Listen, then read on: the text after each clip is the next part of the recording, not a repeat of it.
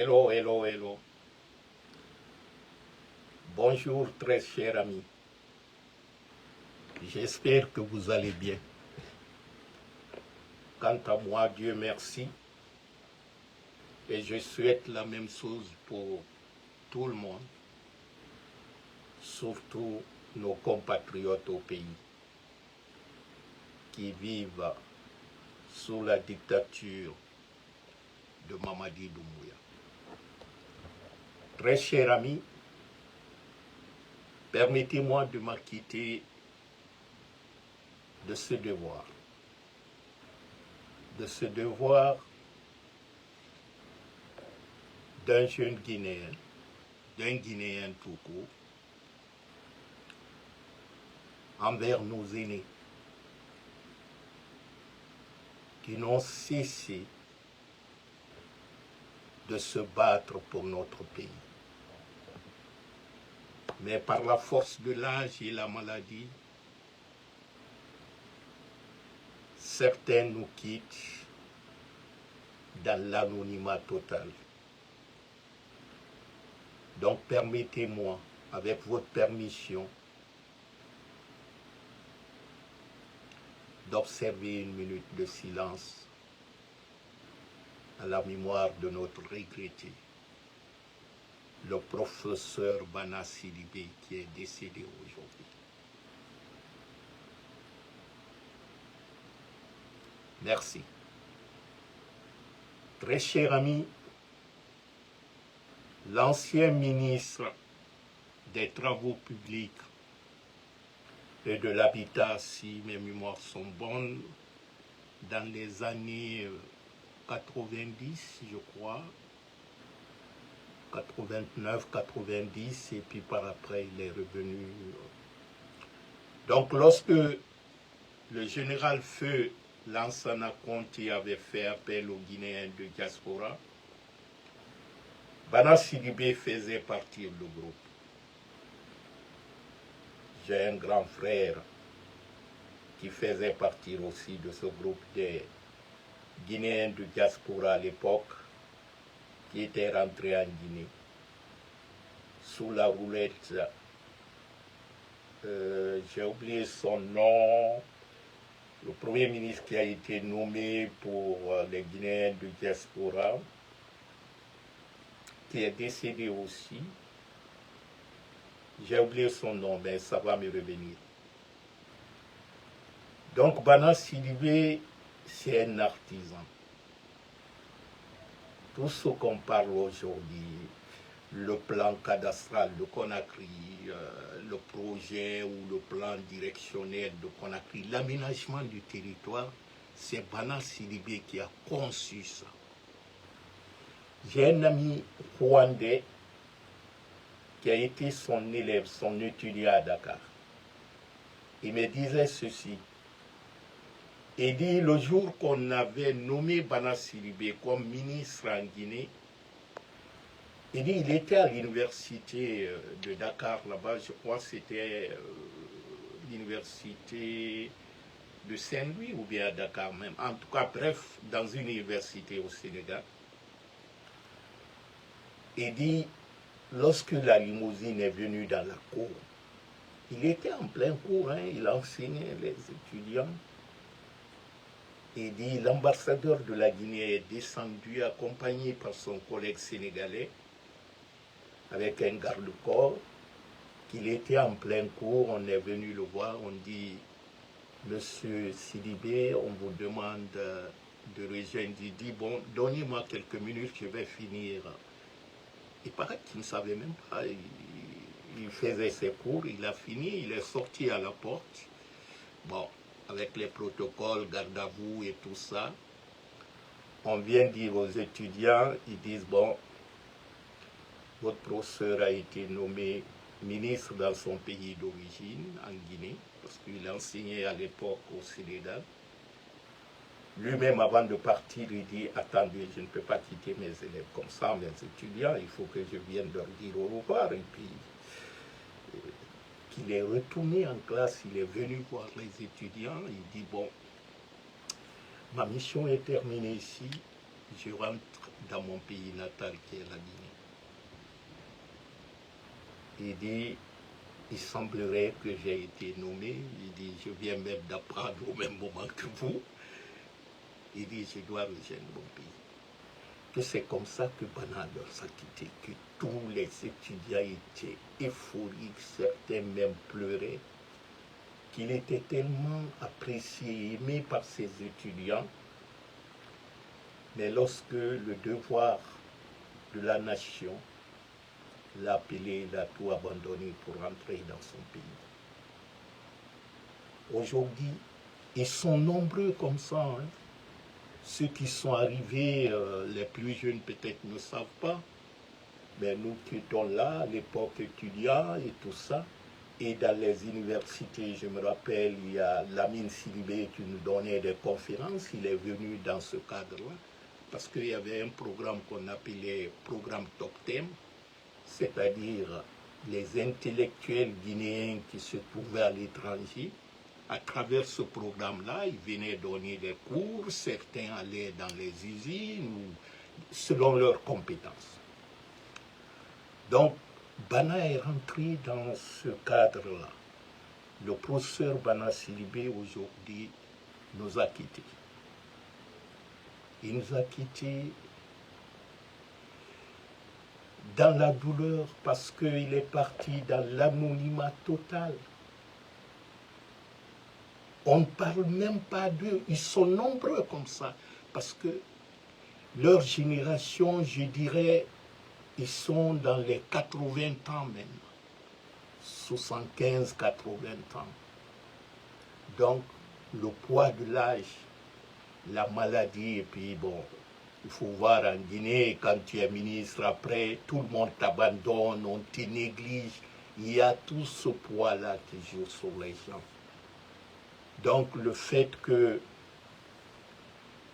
ces éminences grises, les gens qui ont contribué d'une manière ou d'une autre à bâtir notre nation, part comme ça dans l'anonymat total, il n'y a aucun signe de reconnaissance envers eux, ça me fait mal au cœur.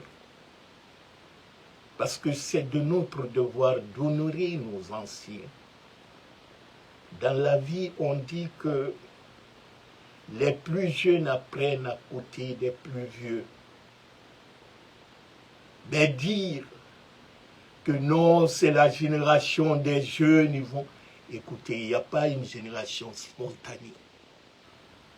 Nous remarquons aujourd'hui, le pays n'a jamais été mal gouverné que par les jeunes. Parce qu'actuellement en Guinée, la moyenne d'âge des ministres ou directeurs généraux, c'est 40 ans ou 35 ans même. Mais le pays est pillé, tellement mal géré. Ça fait que être jeune n'est pas un diplôme, ce n'est pas un certificat d'études d'être jeune. La jeunesse, c'est une étape de l'évolution de la vie d'un homme. On naît, on grandit, on devient jeune et puis on devient vieux, on meurt.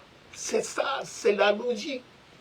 Tous ceux qui sont vieux aujourd'hui ont été jeunes, comme nous, comme d'autres. Donc je crois qu'il faut avoir cette reconnaissance envers nos aînés. Nous sommes des Africains. Nous connaissons la valeur de nos aînés. Donc ayons le courage d'honorer et de respecter nos aînés.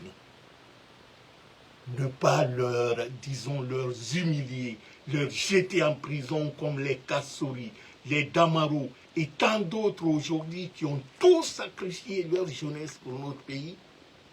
Et nous, notre récompense, avec ce band de délinquants, des bandits armés, c'est d'humilier les anciens. Ils meurent petit à petit. Il y en a combien qui sont morts, on ne sait même pas. Même le nom d'une rue, on donne les rues à des gens vampires comme ça, là. Les gens qui n'ont rien apporté de bien sur l'évolution de notre pays. On laisse les gens qui ont sacrifié tout pour ce pays-là, ils meurent dans la pauvreté, dans, disons, dans l'abandon total. Des fois, ce n'est pas une question de matériel, mais une question de reconnaissance. Et c'est ça qui nous manque en Guinée. Tant qu'on ne reconnaît pas le bienfait de nos dévanciers, de nos aînés, nous n'allons pas nous en sortir. Et c'est pourquoi c'est le perpétuel recommencement en Guinée. Avec les bandits là même, ça s'est aggravé. Et ils sont en train de conditionner les jeunes à la futilité, à la frivolité. Tout est amusement pour eux, tout est du truc TikTok, danse plage et tout pour eux. Et puis dire les bêtises aux gens, on va développer Simandou 2040. C'est les bêtises. Donc, chers compatriotes, c'est un grand homme qui est parti aujourd'hui. Et nous prions, nous adressons d'abord nos condoléances à la famille biologique du professeur Bana Sidibé, au peuple de Guinée, et nous prions Dieu que la terre le soit légère, de l'accueillir dans son paradis éternel. C'est un homme qui a tout donné pour la Guinée. Prions que ceux qui sont malades dans leur génération, nous prions pour eux qu'ils retrouvent la santé. Et nous souhaitons que les brigands actuels qui ont pris ce pays en otage, d'avoir un peu de reconnaissance à nos dévanciers, à nos aînés, qui ont tout sacrifié pour ce pays. Très chers amis, c'était le devoir que je me suis dit qu'il fallait le dire au début de cette petite vidéo. Donc revenons sur l'aspect politique de notre pays. Vous savez, ce qui me fait rire souvent, quand j'écoute les ministres de Mamadi, leurs arguments, c'est dire tous les citoyens sont libres d'être candidats, que Mamadi doit être candidat. Ils ne disent plus Mamadi peut être candidat, Mamadi doit être candidat. On a écouté Gawal avec les dockers, on a écouté Mouri Condé, et tout le monde dit ça, c'est-à-dire ce n'est plus une question de dire est-ce que Mamadi sera candidat ou pas. Non, on a dépassé l'étape là. Parce qu'il se réfère même d'une constitution qui n'existe pas pour le moment, qui n'a pas été votée et tout ça. Mais tout est fait pour ça. Si vous voyez qu'on appelle Mamadi président de la République, ce n'est pas fortuit ça. Sinon, quelqu'un qui gère une transition, on ne peut pas l'appeler président de la République officiellement. Quelqu'un peut faire une erreur en le disant, mais que tu vois les ministres le dire, le répéter, président de la République, et même les magistrats. Et c'est ça que je vois un peu. C'est-à-dire, chez nous, il y a ce crime qu'on appelle, c'est-à-dire, adorer tellement son présent pour protéger son statut social, tout en déniant le passé. Ah, excusez-moi, j'ai eu un de mes appareils qui... Vous savez, quand nous lançons les lives comme ça, nous sommes attaqués un peu partout, mais je prends la précaution maintenant d'utiliser plusieurs appareils en même temps. Ça fait que mes lives, de fois, sont piratés, mais bon, ça ira. Donc, je disais que le mal chez le Guinéen, c'est quoi?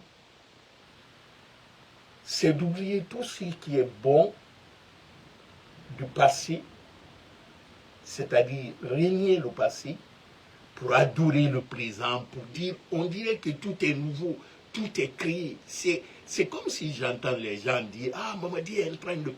Mais tu leur demandes, où est-ce que Mamadi a trouvé le financement? Ils ne se posent pas la question. Pour eux, tous les projets que Mamadi est venu achever, les projets d'Alpha Condé, dont le financement était bloqué, mais ils attribuent ça à Mamadi. Ils disent c'est Mamadi, mais tu leur poses la question. Mais comment Mamadi a monté ces projets? Mais laissez-moi vous dire, ceux qui connaissent le cycle d'un projet, quand tu conçois un projet, le minimum, avant l'exécution, le minimum, ça prend 2 ans. Ça peut aller jusqu'à 5 ans. C'est-à-dire le cycle d'un projet, de sa conception à la réalisation, ça prend du temps. Donc quelqu'un qui vient en moins de 1 an, 3 ans, vous voyez les gros projets là, dites-vous qu'avant son arrivée, le projet a été complété. Et d'ailleurs, certains projets étaient en exécution, même qui avaient commencé. Quand je vois les Baouri, logements sociaux, ou le centre de formation de Beila, ou bien aller inaugurer la villa Siri, les cases de Farana là et tout ça. Mais c'est ridicule, nous avons tous vu ces projets naître et s'oser être. C'est-à-dire, on dit, mieux vaut aller lentement, mais faire bien le travail, que de venir le faire dans la presse. Parce qu'eux, ils ne font pas, ils n'exécutent pas les projets du développement, mais ils sont venus pour faire les projets de prestige et les projets de propagande. C'est les populistes, ils font tout ça pour que la population, à leur estime, leur donne l'impression qu'ils sont en train de faire quelque chose. C'est ça leur objectif. Et c'est dommage que certains intellectuels tombent dans ce panneau. Parce que quand vous regardez ceux qui font les campagnes, bon, on sait que les gens, il y a beaucoup d'entre eux qui font les campagnes juste c'est pour pouvoir survivre, quoi. Maintenir leur statut social, avoir un peu comme les Makadira là, avoir de l'argent, ou bien cette dame Fatou Kamara. C'est-à-dire, si tu veux avoir une voiture aujourd'hui, ou de l'argent, tout ça, tu insultes les anciens, tu applaudis, tu dis Mamadi, c'est Dieu qui t'a donné, Tanan Nabé, tu es le meilleur. Cela dit, Mamadi devient un fonds de commerce. C'est ça aujourd'hui à Guinée. Bon, revenons sur la question de la candidature de Mamadi. Ce qui me fait rire, quand j'entends ces ministres, les Mouroukondé, les Gawal, les Baouri, tout le monde dire que Mamadi est un citoyen guinéen, il a droit d'être candidat. Mais je me suis posé la question, j'ai dit, bon, s'il dit que Mamadi est un citoyen guinéen et qu'il a le droit d'être candidat en Guinée, est-ce que Dadis n'était-il pas un citoyen guinéen? Pourquoi ils étaient contre la candidature de Dadis? Baouri, qui est là, Premier ministre, il était le président de l'organisation contre la candidature de Dadis. Mais qu'est-ce qui nous a causé le 28 septembre 2009? Est-ce qu'on a tiré les leçons des conséquences du 28 septembre? À quoi a servi alors le procès du 28 septembre? Parce qu'un procès, un jugement, quand ça se fait, c'est pour, disons, faire la justice, mais corriger aussi le mal qui a été fait, pour ne pas que ça se répète. Mais si ceux qui se sont dit qu'ils ont fait cette justice vont faire la même chose, c'est-à-dire ceux qui ont été à la cause du procès du 28 septembre, ils reprennent la même chose et d'une façon aussi plus violente que c'est ce qui s'est passé en 2009, je me pose la question, quelle est l'importance du procès, l'impact du procès du 28 septembre 2009 sur la vie politique en Guinée et sur la population guinéenne? Parce que la même chose se répète, parce que ce qui est clair, quand on ne peut pas faire la même chose et s'attendre à un résultat probant, à un résultat différent. Quand vous faites la même chose à chaque fois, vous aurez le même résultat à la fin. Donc, il ne faut pas penser que Mamadi est supérieur à Dadis, ou ce qui est arrivé à Mamadi ne peut pas arriver Comment ce qui est arrivé à Dadis ne peut pas arriver à Mamadi? C'est être stupide. Ça peut prendre du temps, on ne sait pas combien de temps ça peut, mais ça va produire les mêmes résultats un jour. Et on sera là pour dire encore, ah, si on savait, ah, c'est dommage, mais nous savons tous la cause. C'est pourquoi j'ai dit que la Guinée va mal, et c'est maintenant qu'il faut agir. Il faut agir maintenant et tout de suite. Il ne faut pas attendre que ça soit trop tard. Parce que nous savons tous ce qui est ce qui peut arriver demain. Nous le savons par les causes, nous savons parce que nous savons que le pays est assis sur une bombe. Tous les ingrédients sont là pour que ça s'éclate en Guinée un jour. Et cela va se passer. Donc quand j'entends ces ministres dire Mamadi est un citoyen, il doit être candidat, ou je vois un farfelu Charles White qui dit que Mamadi est un candidat naturel et tout ça. Mais je me pose la question, pourquoi vous avez fait le coup d'État à Alpha Condé alors? Donc, pour eux, un coup d'État qu'ils appelaient coup d'État constitutionnel est pire qu'un coup d'État militaire sanglant. C'est-à-dire, le coup d'État, ils étaient contre le coup d'État qu'ils appellent coup d'État constitutionnel d'Alpha Condé, mais ils sont pour le coup d'État militaire sanglant qui a eu plus de 300 et quelques morts, dont les corps, on n'a même pas remis les corps aux parents, et qui continue à piller l'économie du pays. Parce que tout ce que Mamadi a dit en faisant le coup d'État, aujourd'hui c'est le contraire que nous voyons.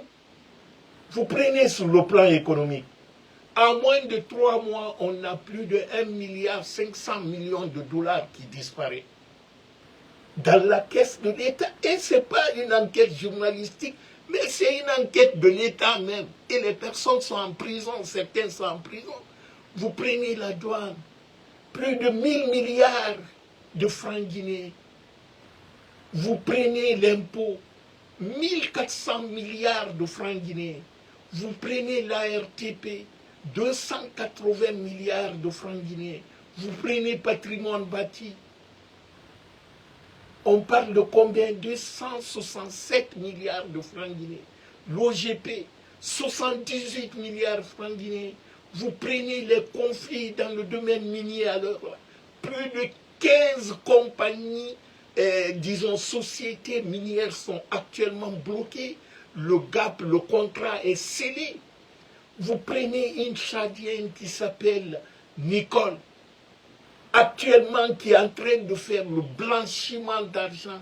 Il a volé des milliards et des milliards de francs guinéens. Il a eu la licence en 2022. Vous prenez les ambassadeurs de Rwanda, du Maroc, et le patron de Rio Tinto était, au mois de décembre, ils étaient face à la grief. Vous voyez tout ce qui est économique, comment est-ce que, c'est-à-dire, la corruption est tellement, c'est même banalisé. C'est-à-dire, on banalise la destruction économique du pays. Vous prenez la croissance économique avant le coup d'État. La Guinée était l'un des pays où la croissance était robuste en Afrique. La Banque mondiale l'a dit. Allez-y dans Google, le rapport 2020, vous verrez ça. La Banque mondiale disait que l'économie guinéenne est l'une des économies les plus résilientes en Afrique de l'Ouest, avec 7%. Aujourd'hui, on a à peine 3%.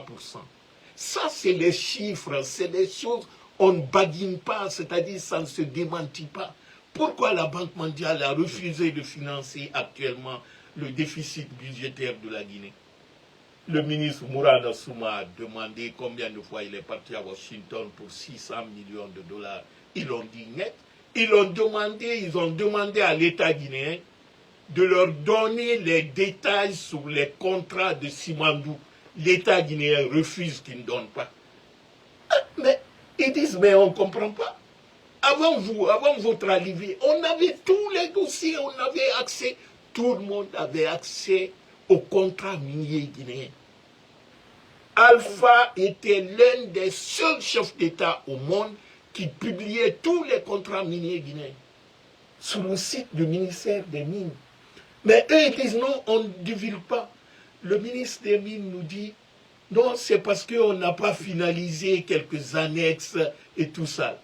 Le Premier ministre vient de démentir, il dit non, parce qu'on ne veut pas publier tout, il faut un secret de l'État, parce qu'il y a certains qui ne veulent pas. Mais regardez ça. Donc la Banque mondiale a refusé. Actuellement, la BAD a arrêté le financement de la route de Koya en Sierra Leone. Tous ces projets étaient conclus parce que la BAD dit, bon, on va faire l'audit, on va évaluer déjà. Mais dans tous les projets, les grands projets, c'est comme ça. C'est par étapes. À chaque étape, on évolue, on vient, on évalue ce qui est fait, quels ont été les problèmes, comment on a résolu les problèmes, comment éviter éventuellement les mêmes problèmes. C'est ça, dans tous les projets, c'est comme ça que ça se passe. Mais vous vous dites non, on ne veut pas que vous évaluez, donnez-nous l'argent seulement. Ils disent non, mais vous êtes cons, vous êtes... Nous, on ne jette pas l'argent par la fenêtre, il faut que nous sachions où va l'argent. Si vous voyez aujourd'hui en Guinée, tous les immeubles, les concessions et partout, le plan directeur du feu Banasilibé qui est décédé aujourd'hui, on a décapité ça. Mori Kondé actuellement est en train de réquisitionner tous les domaines de l'État qui étaient déjà immatriculés. Mori Kondé est en train de partager entre eux. C'est Gawal qui a commencé ça. Malaisie, vers Kipé là-bas, Mori Kondé a réquisitionné un domaine de l'État qu'il est en train de construire une station privée pour lui là-bas, une station d'essence privée. Donc tout ce que Mamadi a dit en faisant le coup d'État, c'est le contraire que nous voulons. Mais faire le coup d'État à un président civil et s'imposer par les armes sur le peuple, c'est ce que vous dites que l'homme est fort, l'homme est comme ça, et dire ouais, il a le droit d'être candidat. Mais soyons sérieux. Partout au monde, partout et dans les conventions même du CEDEAO, partout, un militaire qui fait un coup d'État ne peut pas être candidat à l'élection présidentielle qui suit. Parce que la logique est là. Quelqu'un qui fait le coup d'État. Donc l'objectif du coup d'État, c'était pour enlever celui qui est là pour que lui se maintienne par la force. Parce qu'un coup d'État, c'est prendre l'arme pour venir dégager un gouvernement légitime qui n'a pas d'armes. Comme Donald Trump disait d'ailleurs, il dit qu'il n'y a pas de différence entre les gangsters qui braquent les boutiques, les commerces, et les poussis africains actuellement. Mais c'est rien. Parce que, à part le Mali, où tu peux quand même être un peu Mali-Burkina, tu dis il y a le problème djihadiste, et puis il y avait les mouvements populaires. Mais Mamadi, quel est le mouvement populaire qui a envoyé Mamadi au pouvoir? Parce que quelqu'un qui vient avec le soutien du peuple, on ne peut pas assister à ces phénomènes-là, c'est-à-dire ceux qui t'ont soutenu au départ et par après, aujourd'hui c'était pire ennemi. Et ce qu'il appelait le peuple en arrivant, c'était sur l'axe de Bambeto. Mais aujourd'hui, il ne passe même pas par là-bas. Et on est en train, pour lui, il faut acheter la conscience. Il dit pour le peuple, parce que c'est les gens qui ont ce rêve-là, en disant que quand un peuple est pauvre, il est prêt à accepter tout. Il suffit de le donner de quoi manger. Parce que c'est ça que nous vivons aujourd'hui. Mamadi, il se dit que le meilleur moyen pour lui de s'imposer, de rester en Guinée, c'est la manipulation de la conscience populaire. C'est de faire croire au peuple qu'il est là pour eux. Et cela en achetant leur conscience. Mais il oublie quelque chose, que l'argent, de fois, ça va manquer. Parce que le peuple, ce n'est pas 2 ou 3 personnes. Ceux dont tu donnes des milliards, là, eux, en redistribuant, ils gardent la plus grande partie pour eux. Et ça crée même, et on a même vu Ahmed de Paris et Makanera se disputaient qui va prendre la tête de la coordination, il y a tout ça. Et il y a ces disputes, on cache. Mais vous savez, une plaie sur le pied, tu vas beau cacher, mais ça va finir par sentir. Donc, il y a ce guerre de clan déjà entre les gens qui s'autoproclament comme soutien de Doumbouya. Et ça, c'est visible. Mais, vous savez, on dit dans la vie, rien n'est plus maîtrisable, plus haï que le respect fondé par la crainte ou par la peur. Je te respecte parce que j'ai peur des conséquences. Ou je te respecte parce que tu me donnes l'argent. Et Mamadi oublie que 99% des gens qui l'applaudissent, là, pour ne pas dire 100%, ne sont pas pour lui. Ne se battent pas pour Mamadi, ils se battent pour eux-mêmes. Ils ne se battent pas pour la Guinée. Parce que comment comprendre que les Gawar qui étaient là, il faut la démocratie. Aujourd'hui, c'est les pires ennemis de la démocratie. Les Mori Kondé faisaient partie des FMDC. Mais aujourd'hui, les responsables de FMDC, ils ne parlent même pas d'eux. Ils ne veulent même pas entendre parler d'eux. Voilà les gens qui se disaient qu'ils se battaient contre le troisième mandat. Voilà les gens qui se disaient qu'ils se battaient contre Alpha Condé, Dadis Camara. Mais aujourd'hui, c'est les mêmes gars qui applaudissent Mamadi, que Mamadi est un citoyen libre et que Mamadi peut être candidat et tout ça. Mais même ça, ils disent, dans leur avant-projet de constitution, s'il dit que tout citoyen doit être libre d'être candidat, pourquoi dans leur avant-projet, on limite l'âge, c'est-à-dire on exclut dans la constitution que tout Guinéen qui a 80 ans et plus ne peut pas être candidat. Pourquoi cette distinction? Donc, ceux qui disent que tout candidat peut être citoyen, c'est faux.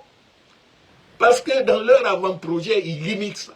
Et puis ils disent même qu'un ancien président ne peut pas être candidat, c'est-à-dire c'est une constitution rédigée sur mesure, c'est-à-dire contre tous les anciens. Ils disent tous ceux qui ont fait la prison et tout ça ne seront pas candidats. Ils tombent sur les gens, ils le mettent. Est-ce qu'aujourd'hui, il y a un criminel en Guinée plus que Mamadi Doumbouya? Combien de Guinéens ont disparu depuis que Mamadi est venu, sans jugement? Comment on tue les gens, fait disparaître leur corps? Sur le plan économique, on n'en parle même pas. Qui peut dire en Guinée que voilà la maison d'Alpha Condé qu'il a construite lorsqu'il était président? Personne. Voilà les réalités que les Guinéens savent. Certes, il y a certains qui hésitent de le dire publiquement. Mais tout le monde est conscient de cela. Les gens ne sont pas bêtes. Et puis leur silence, ça ne veut pas dire qu'ils sont naïfs. Tout Guinéen connaît la réalité qu'aujourd'hui, la Guinée, la souffrance est, et que c'est du propagande sur propagande. Tous les mouvements de soutien là, c'est les fonds de commerce. Les gens font ça juste pour s'enrichir, parce que certains n'ont même plus le choix de le faire.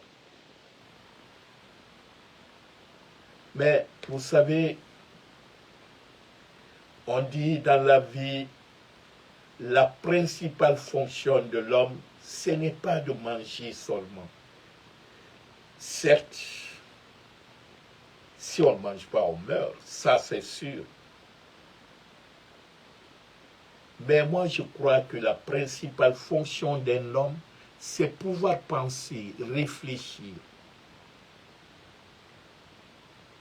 Parce que si tu ne penses pas à réfléchir sur ta condition de vie, tu ne vas jamais changer.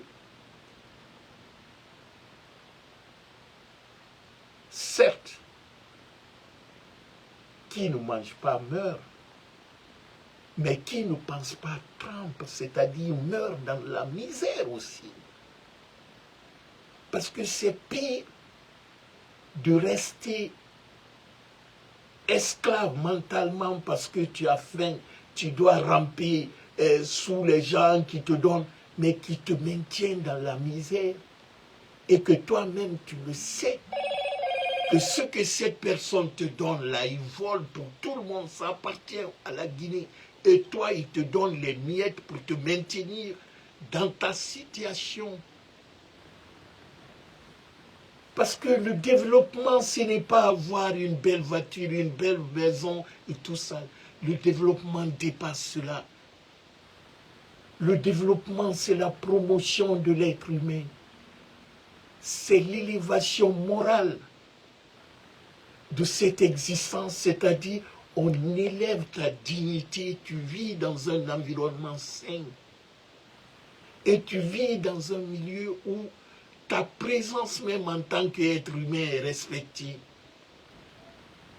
Mais si durant toute ta vie, toi tu ne fais que réfléchir comment je vais manger demain, comment mes enfants iront à l'école, comment je peux le faire traiter, ça grâce à Paul ou Pierre qui prend, c'est-à-dire l'argent qui doit servir à la construction des écoles, des dispensaires, un petit groupe vient tomber dessus, il amasse tout, il vous donne les miettes quand il le veut, et sans aucun respect.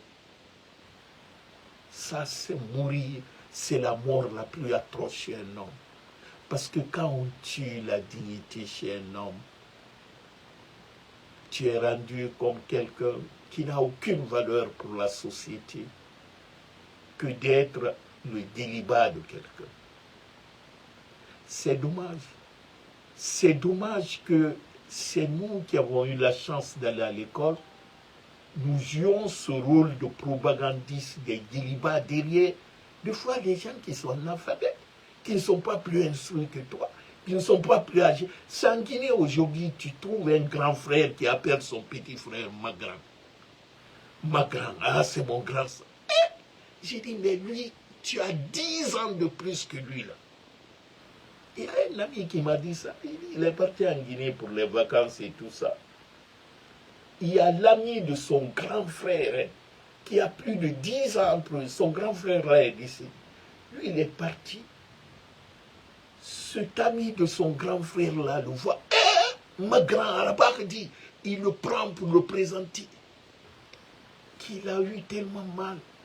Après, lorsqu'ils étaient deux, il dit, mais Ntara, il ne faut pas me présenter aux gens, ma grand. Ntara Nera, je te voyais derrière mon grand frère ici. Vous étiez tout le temps ensemble. Il dit, non, petit, non, non, tu sais bien. Il dit, non, Ntara, on t'a dit, ça, vraiment, je n'ai pas aimé ça. Mais il a cherché à le convaincre, mais le gars, mentalement, il est conditionné à ça. Il a dit au petit, il a compris. Mais 2 jours après, il a répété la même chose. Mon ami dit, non, ça c'est fini. Je ne peux rien. Il dit, je le dis, je le répète, mais il continue toujours. Mais c'est ça aujourd'hui en Guinée. Allez-y dans les familles. C'est celui qui a un peu de moyens qui est respecté par tout le monde. Si tu es aîné, tu es quoi, les gens ne t'appellent même pas quand il y a réunion de famille. Il me disait aussi un truc qu'on leur a convoqué une réunion de famille. Mais on n'a même pas fait cas à un de ses grands frères qui est en ville. Là. Lui, il était là-bas, on le téléphone, il dit à son grand frère, ah, mais on doit aller à la réunion, non? Ce dernier lui demande, quelle réunion ça? Il dit, mais on t'a pas dit? Il dit, moi, depuis une semaine maintenant, on me dit qu'il y a une réunion de famille, on doit aller voir. Il appelle les gens, il dit que lui aussi, il ne vient pas. Il dit, vous n'avez pas informé mon grand frère qui est là, mais c'est quoi ça? Il a dit qu'il ne viendra pas. Ils ont reporté la réunion, parce que la réunion, c'était uniquement lui qui était venu, parce que pour eux, il est venu avec un peu de dollars et tout ça. Donc, vous voyez, dans un pays où on transforme tout le monde comme mendiant, on appauvrit la population, on détruit les valeurs de cette... Mais il faut voir aujourd'hui en Guinée, Les militaires, même les fonctionnaires au téléphone, ils ont peur d'assister au baptême, même au décès de leurs amis, parce que tout le monde est surveillé. Actuellement, dans les téléphones, il y a des choses avec les amis guinéens, si vous remarquez, vous n'osez même pas parler, parce que Mamadi a installé des applications au niveau de l'ARTP, là, qui écoutent les gens. Il y a des mots, tu le dis seulement, tu es filé. Aujourd'hui, il y a des gens qui disparaissent en Guinée en leur disant que, ah, on t'a vu, tu étais avec 3 personnes et les 3 là, c'est les militaires. Il y a des militaires qui, c'est les centaines et des centaines qui disparaissent. Hein. Mais on ne dit pas ça aux gens. Mais vous savez, tout a une fin. Il n'y a pas quelque chose, c'est-à-dire, vous savez, n'importe qui peut t'aimer lorsque le soleil brille, lorsque tout va bien. Tu as beaucoup d'amis. Mais c'est dans les tempêtes et les problèmes. Ah, mais regardez Dadis. Ceux qui disaient Dadis doit rester, Dadis ou la mort, ils sont où aujourd'hui?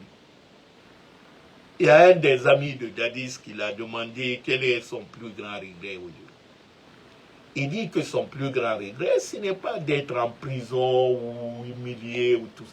Il dit, mais son plus grand regret aujourd'hui, que c'est les gens dont il a fabriqué lui-même. C'est-à-dire, il a tout donné, tout. Que c'est les gens aujourd'hui qui ne prennent même pas son appel. Quand il leur appelle difficilement, et certains même le raccrochent au nez. Il dit que c'est son plus grand regret. C'est pourquoi je plains tous ceux qui sont, disons, qui se disent aujourd'hui, ouais, je suis aimé, ou Mamadi même, surtout Mamadi. Parce que beaucoup qui l'applaudissent aujourd'hui, qui disent n'importe quoi pour avoir une voiture ou de l'argent, ils seront ses premiers ennemis demain. Parce que, à ce que je cherche,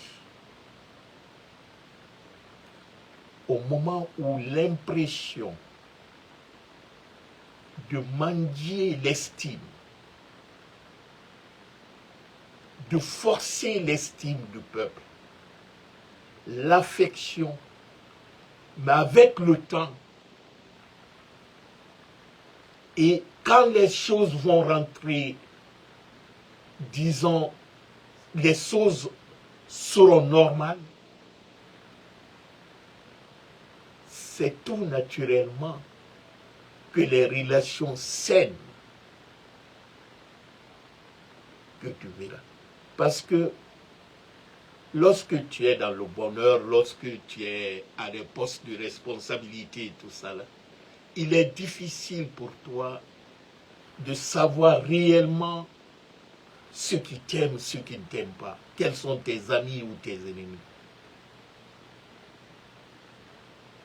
C'est lorsque tu es dans les problèmes, lorsque rien ne va.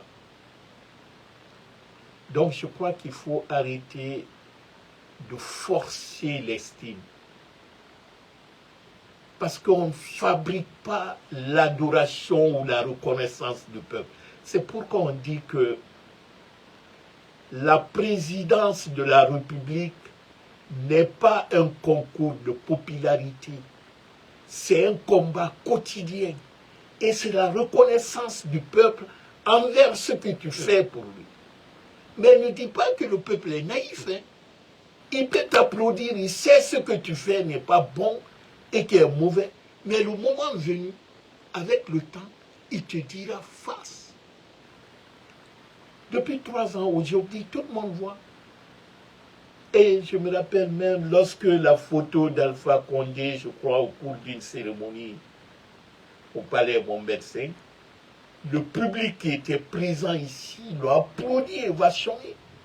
Aujourd'hui, remarquez, moi, j'affiche tout le temps les photos d'Alpha Condé sur ma page. Mais à chaque fois que j'affiche les photos d'Alpha Condé, il n'y a pas moins de 200 likes. C'est parce que quelque part, les gens disent, Ce n'est pas seulement les troupes, les RPG et tout ça. Ils disent, quoi qu'on dise, le vieux, vraiment, il aimait la Guinée, il a fait des bonnes choses en Guinée. Et certains même te disent, il dit, tout ce qui est bon aujourd'hui en Guinée qu'on parle, c'est grâce à Alpha Condé. Ça, c'est une réalité. Donc, on ne force pas la pupille, on ne force pas l'estime. C'est comme dans l'amour. Quand tu forces l'amour, tu te ridiculises. Donc, très cher ami, j'ai dit que la Guinée va mal. La Guinée va mal. Il faut agir maintenant et tout de suite. Il ne faut pas que nous attendons que ça soit trop tard. Il ne faut pas que nous attendons que tout s'éclate pour agir. Parce que les mêmes causes produisent souvent les mêmes effets. C'est le même résultat qu'on va obtenir à la fin. Donc actuellement, on est dans une situation de guerre silencieuse. De guerre parce que les gens disent des fois, ah, il ne faut pas souhaiter la guerre civile. Nous sommes en guerre civile en Guinée. Parce que la guerre civile, ce n'est pas parce que les gens prennent les armes, ils tirent comme ça, il y a du boucan, on en parle. Ça, c'est tout ce qui est folklorique. La guerre est d'abord psychologique. Un peuple qui ne se sent pas en sécurité, un peuple qui est dans la misère totale, dans un pays où un petit groupe armé qui pille le pays devant tout le monde, c'est les prémices d'une guerre civile. Parce que la guerre civile ne tombe pas du ciel comme ça un beau matin, non. Ça se construit petit à petit et ça s'éclate un beau jour. Et c'est ça que j'ai dit, ceux qui se transforment de quoi médiateurs pour la paix et tout ça. Vous savez, les vieux délinquants, là, malhonnêtes, qui prennent, ils voient ce qui se passe. J'ai bien aimé une vidéo d'un vieux, je crois, de Télémilé qui a dit qu'on ne peut pas construire la paix en Guinée tant que Alpha Condé est étranger, tant que Syria est étranger, tant que Senghou est étranger, tant que les Guinéens sont injustement en prison. Il dit on ne peut pas construire une paix, c'est-à-dire tout le monde sait ça. Mais un vieux là qu'on appelle Diliba là, vous savez, c'est les gens qui sont habitués tout le temps à être le coco de tous les pouvoirs, en disant nous on a une mission de paix. Mais on ne peut pas parler de la paix dans un pays quand il y a l'injustice, quand les gens disparaissent, quand quelqu'un est là, on nous fout en prison, et quand un petit groupe dilapide les biens de l'État. On ne peut pas parler de paix. Parce que leur stratégie, c'est quoi?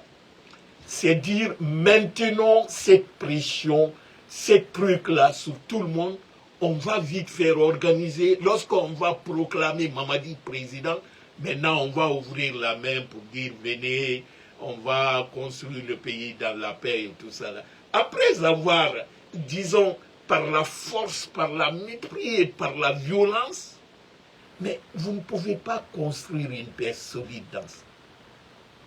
La paix, ça commence dès le départ. C'est un comportement dès le départ. Et la finalité maintenant, c'est la finalité de cette ouverture du dialogue et de la justice qu'on appelle la paix.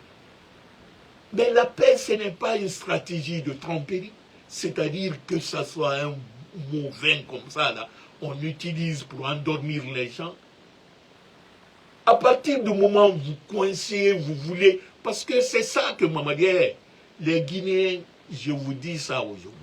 Vous entendrez dans 2 mois, 3 mois, Mamadi dit, venez, élection, vous voulez ou pas. Il s'en fout. On l'a dit, organise, que ça soit du chaos ou quoi. Organise quelque chose, tu te dis que tu es le président. C'est-à-dire, c'est un label pour... C'est ce qu'on appelle communauté internationale. Dire c'est le peuple qui l'a élu en Guinée. Mais vous oubliez quelque chose. Mamadi est venu par les armes, il ira par les armes. Et ce n'est pas Mamadi qui va organiser les élections en Guinée, étant candidat qui va perdre. Mamadi ne peut pas organiser les élections et perdre. Parce que Mamadi, celui qui organise les élections, c'est le ministère de l'administration du territoire, c'est lui qui l'a donné. Tous les gouverneurs en Guinée, c'est les militaires. Tous les sous-préfets, c'est les militaires. Tous les préfets, c'est les militaires. Donc, tous ceux-ci sont nommés par Mamadi et sont eux qui doivent dire qui est président, qui n'est pas président. Donc, il faut que Mamadi et ces gens-là mettent en terre la façon dont Mamadi est venu. Il ira comme ça. Il ira par les armes. Parce que pour Mamadi, il dit, bon, c'est facile de prendre le pouvoir par les armes.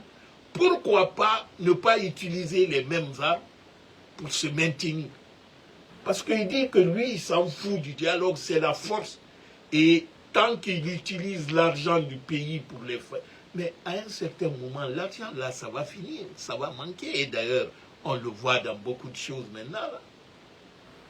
Les gens qui en profitent aujourd'hui, mais c'est les gens qui remettent en cause, parce que le jeune Guinéen ne bâtit pas sa carrière sur un long terme. Il n'a pas de vision de long terme. Parce que pour le jeune Guinéen, tout ce qui l'intéresse, avoir la belle voiture, avoir une maison, avoir les petites filles dans le quartier partout, pour lui, c'est ça la réussite. C'est ça la réussite. C'est-à-dire, pour le jeune Guinéen, la réussite, tu t'en fous pas à quel chemin tu as emprunté et tout ça. Et même dans nos familles, c'est comme ça. Quand tu ne voles pas le bien public, on dit que tu es maudit en Guinée. C'est celui qui pille le pays, qui vole tout le monde, c'est lui qu'on dit qu'il a la barca. Or qu'ils ne savent pas que c'est la malédiction.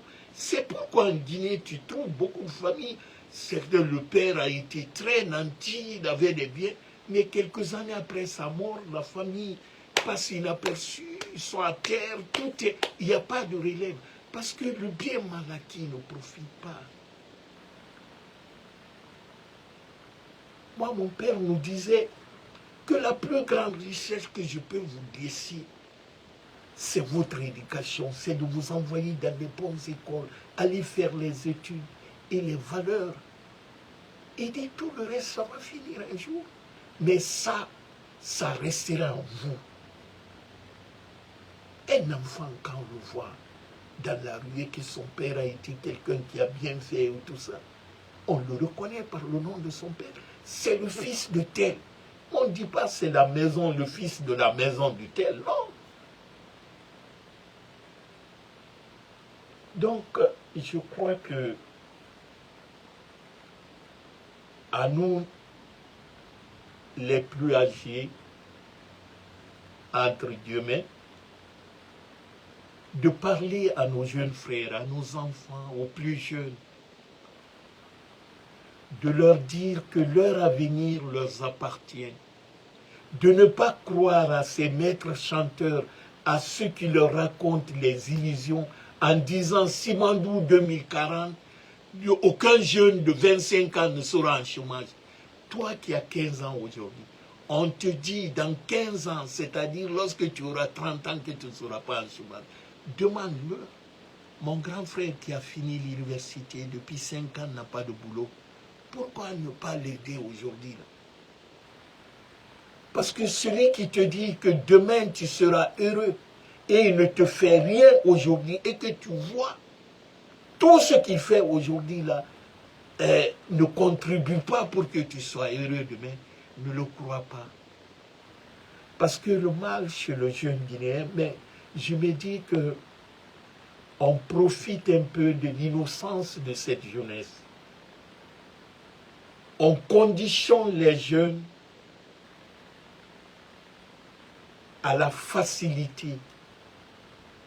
C'est-à-dire, on est dans un monde de multimédia où la visibilité sur l'Internet avec les réseaux sociaux, c'est-à-dire les gens qui se fabriquent une identité qui est tout à fait contraire de leur vie. Ils sont dans les grosses villas, ils sont dans l'avion par-ci, Dubaï, Kula. Mais la réalité même n'est pas ça. Mais on leur fait miroiter ça en disant que c'est leur vie, ça. De sorte que le jeune Guinéen ne se bat pas, ni pour lui-même, ni pour son pays.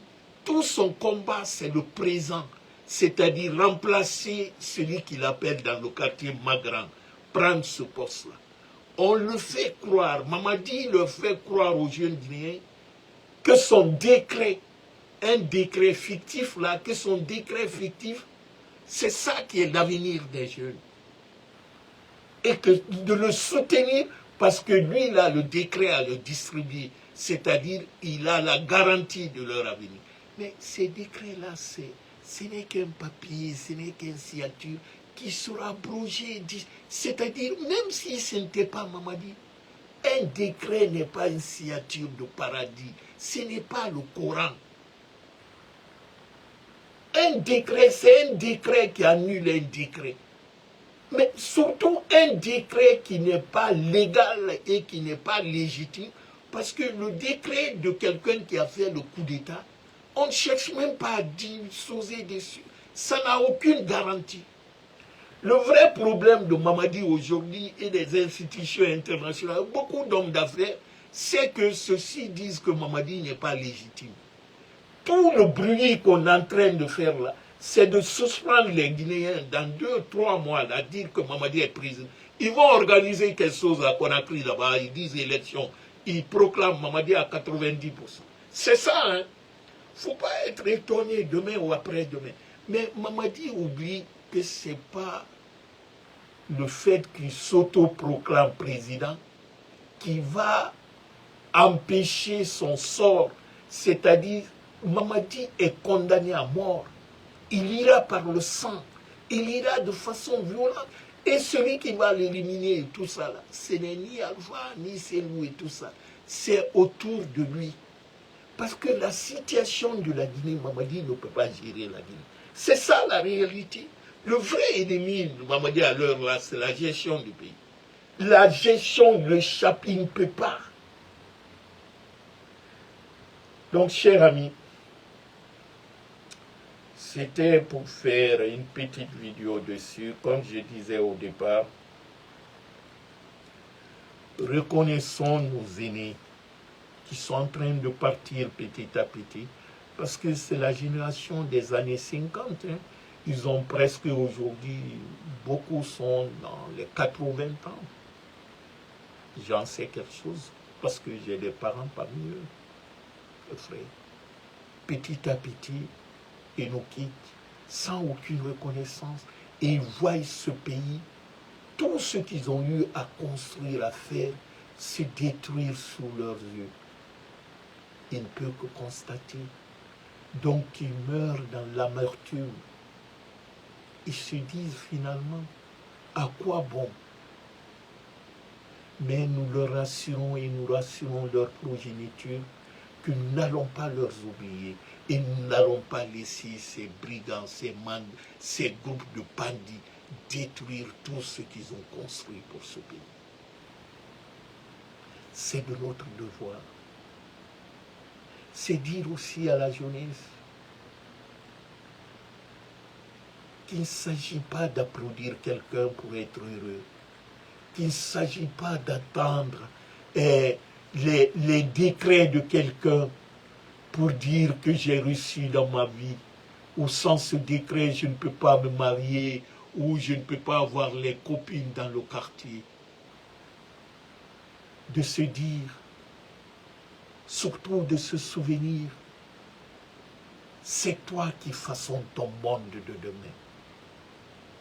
La beauté, le bonheur, la paix, tout commence avec la façon dont tu choisis de voir la vie. Fais de chaque jour de ta vie un moment magique pour bâtir ton avenir. Bats-toi maintenant. N'attends pas demain. N'attends pas celui que tu appelles dans le quartier Magran. Demain, peut-être ça serait trop tard. Mais c'est aujourd'hui que tu dois avoir cette conscience. Parce que c'est cette masse critique qui te permettra de ne pas tomber dans le piège de la facilité. On vous conditionne pour ne pas réfléchir sur votre avenir. tout ce qu'ils organisent comme scène, il y a, je ne sais pas comment ils appellent ça, Sidiki Diabaté qui vient donner concert, Ronaldo qui vient, Proba ou je ne sais quoi. Tous ces événements-là, ils l'ont fait, ils le font sciemment. Parce qu'ils ne veulent pas te donner ce moment de répit.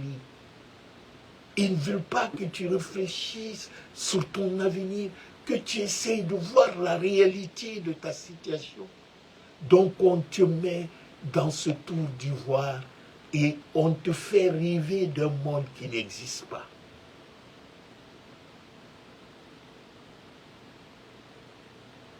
Cherchez le savoir qui mène à la sagesse.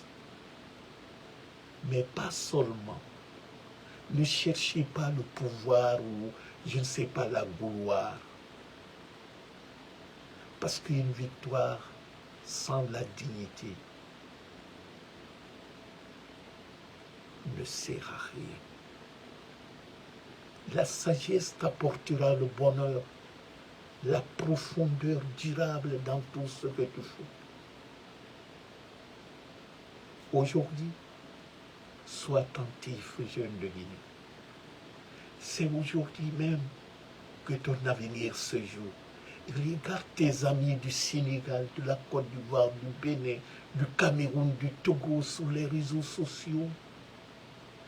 Ils innovent, ils parlent de l'entrepreneuriat.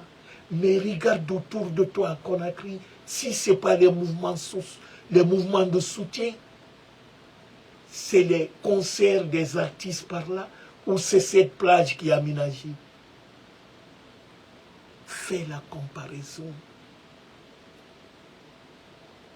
Certes, tu le sais, mais tu te dis souvent, je n'ai pas les moyens. Ou si moi je ne le fais pas, non, tu as les moyens. Parce que c'est toi qui dois t'offrir des moyens. En vous regroupant en petits groupes, en parlant avec tes amis, en discutant avec les... Aujourd'hui, le monde est au bout du doigt. Votre génération, la chance que vous avez vue à votre âge, nous, on n'a pas eu cette chance. Lorsque j'avais 20 ans, 25 ans, l'Internet n'existait pas. Mais vous, aujourd'hui, tu peux être assis à Coronti, à Wanidara, et voir ce que ton frère est en train de faire à New York ou à Jakarta. À l'instant T, nous, à l'époque, même le téléphone fixe, c'était un problème.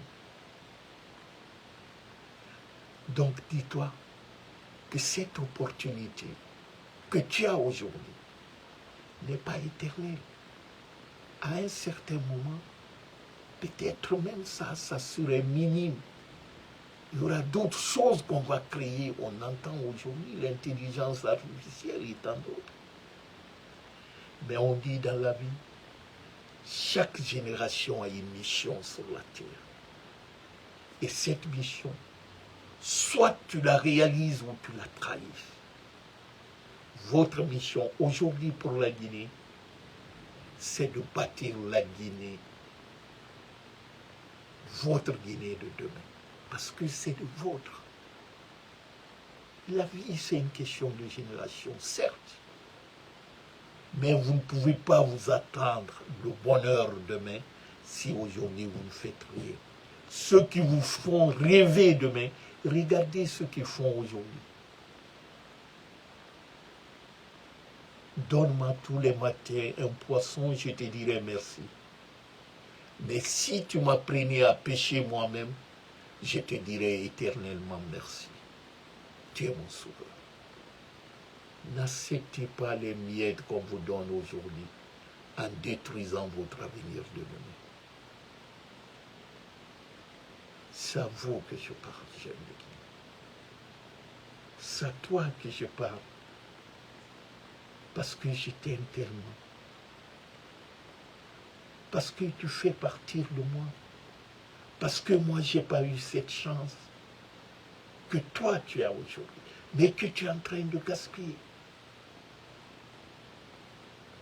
Réfléchis, assois-toi, discute avec tes amis. Tout ce que j'ai dit comme ça, Si ce n'est pas vrai, donc laisse, ne le fais pas. Mais si tu trouves qu'il y a quelque chose de sensé, de vrai dedans, s'il te plaît, en parle avec tes amis.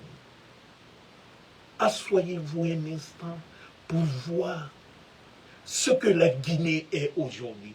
Et ce que la Guinée que vous avez connue il y a 3 ans, il y a 4 ans.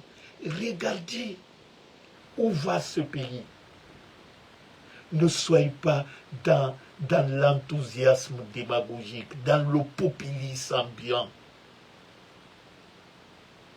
Vous avez été, vos parents ont tout sacrifié pour vous envoyer à l'école. Vous savez pourquoi?